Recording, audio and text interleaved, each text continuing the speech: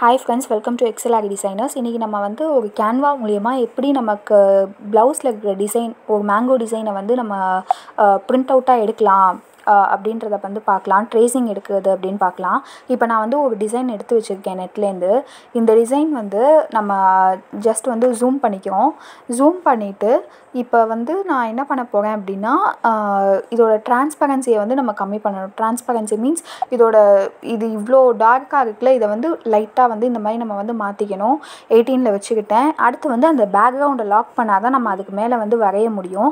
So lock background அப்படின்னு சொல்லி இருக்குல்ல, இந்த ஆப்ஷனை கிளிக் பண்ணி நம்ம பேக்ரவுண்டை லாக் பண்ணிக்கிறோம்.